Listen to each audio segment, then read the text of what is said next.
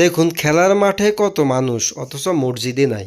মসজিদ একেবারে ফাঁকা বললেই চলে। প্রিয় দর্শক, এই যে দেখুন একটা মসজিদের অবস্থান, এই মসজিদের ভিতরের অংশে মাত্র 3 কাতার আছে।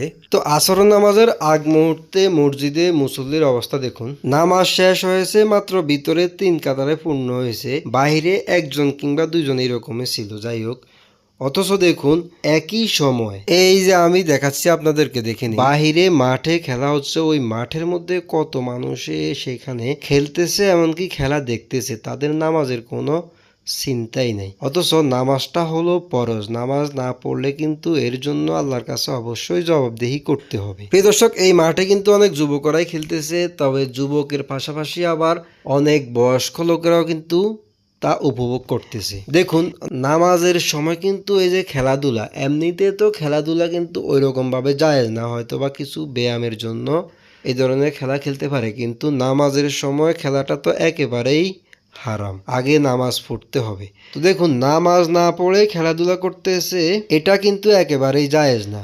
ধরেই নিলাম এখানকার অনেকেই আছে যে নামাজ পড়বে, ঠিক আছে, কিন্তু নামাজটা কিন্তু পুরুষদের জন্য জামাতে পড়া ওয়াজিব, বাধ্যতামূলক। তাহলে আমরা যদি জামাতে না পড়ি তাহলে কিন্তু এর জন্য অবশ্যই জবাবদিহি করতে হবে। তো বন্ধুরা, আমাদের অবশ্যই লক্ষ্য রাখতে হবে যেন আমরা খেলাধুলা করলেও, তবে আমাদের জামাতটা যেন কোনোভাবে মিস না যায়। আল্লাহ যেন আমাদেরকে জামাতে নামাজ পড়ার তৌফিক দেন, আমিন।